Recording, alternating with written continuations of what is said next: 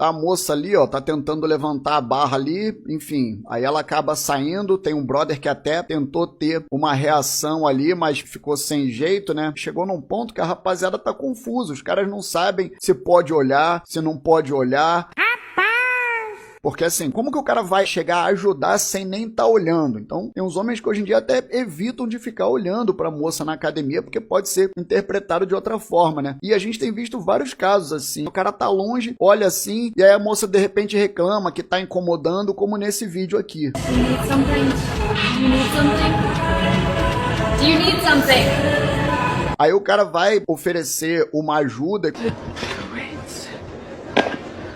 Excuse me? You don't have to do that. It's okay. No, it's okay. I got it. Thank you, though. E o resultado disso aí são homens que evitam ter contato na academia.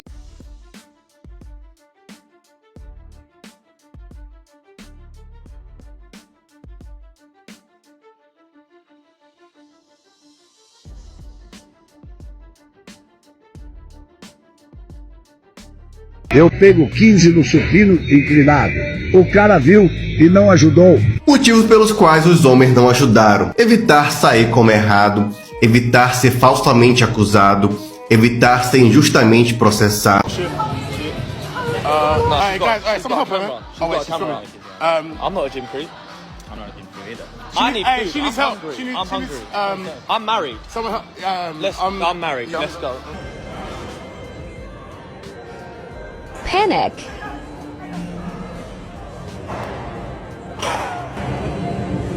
Awkward hand thing.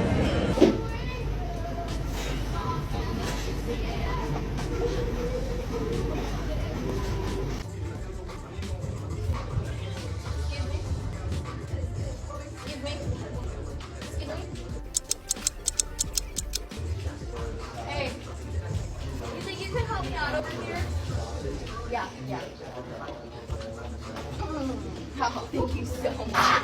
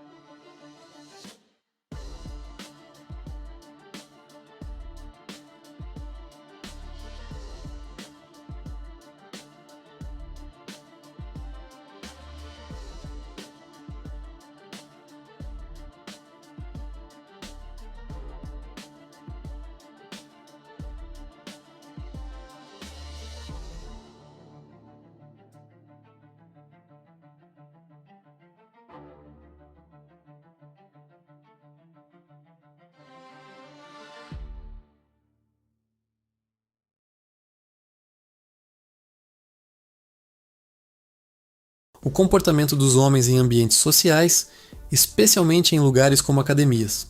Nos últimos anos algo mudou. E não foi de forma explosiva, foi silenciosa, gradual, quase imperceptível no início. Mas hoje já é possível notar um padrão. Muitos homens estão mais reservados, mais distantes, mais cautelosos nas interações, principalmente com mulheres que não conhecem. A pergunta que surge é simples, mas a resposta não é: por quê? Uma parte dessa mudança vem de um fator real e legítimo: a evolução das normas sociais. Hoje existe uma consciência muito maior sobre respeito, consentimento e limites. Isso é positivo. Isso corrige comportamentos que durante muito tempo foram ignorados ou até normalizados. Só que toda mudança social traz efeitos colaterais. E um desses efeitos é o aumento da incerteza. O que antes era considerado um gesto neutro, como oferecer ajuda em um exercício, fazer um comentário leve ou iniciar uma conversa, hoje pode ser interpretado de várias formas diferentes, dependendo do contexto, da pessoa e até do momento. E quando não existe clareza, o ser humano faz o quê? Ele se protege. É aqui que entra o ponto central. Muitos homens não estão mais frios ou menos educados. Eles estão mais calculistas, mais estratégicos, mais atentos ao risco. E isso não nasce do nada. Vivemos em uma era onde praticamente tudo pode ser registrado. Um celular é suficiente para gravar, editar e publicar uma interação em questão de minutos. E uma vez que algo vai para a internet, o controle sobre aquela narrativa praticamente desaparece. Não importa se houve contexto, não importa se houve intenção real, importa o que parece. E o que parece muitas vezes define a reação das pessoas. Isso cria um ambiente onde o risco percebido pode ser maior do que o risco real, mas ainda assim influencia o comportamento. Agora, é importante deixar algo muito claro. Reconhecer esse medo não significa afirmar que acusações falsas são comuns ou que a maioria das interações gera problemas. Isso não é verdade. A grande maioria das pessoas, homens e mulheres, só quer viver sua rotina em paz. Mas o comportamento humano não é guiado apenas por estatísticas, ele é guiado por percepção. E percepção é moldada por histórias, vídeos, relatos virais, experiências pessoais e até pelo medo do desconhecido. Quando alguém vê um caso negativo sendo amplamente divulgado, aquilo gera impacto. Mesmo que seja raro, ele se torna memorável. E o cérebro humano funciona assim. Ele não calcula probabilidades friamente. Ele reage ao que parece possível. Então, o que muitos homens fazem? Eles reduzem a exposição. Eles evitam iniciar interações. Eles evitam oferecer ajuda. Eles evitam qualquer situação que possa ser mal interpretada. Agora, a questão mais importante, isso é saudável? A resposta honesta é parcialmente. Por um lado, é positivo que exista mais respeito, mais cuidado e mais consciência sobre limites.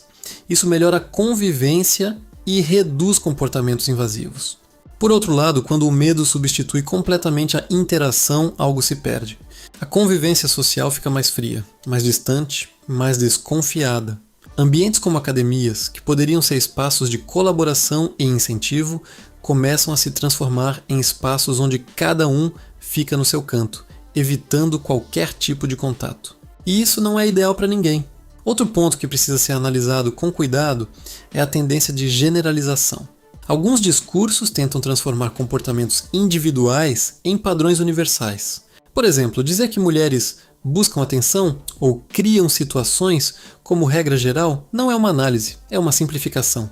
As pessoas têm motivações diversas. Algumas gravam conteúdo para redes sociais, outras estão apenas treinando.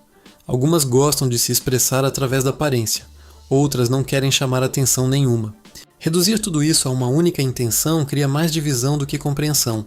Da mesma forma, assumir que todo homem está em risco constante também é um exagero. A realidade é mais equilibrada do que os extremos sugerem. Então, onde está o ponto de equilíbrio? Na clareza e na intenção. Interações simples ainda funcionam quando feitas com respeito.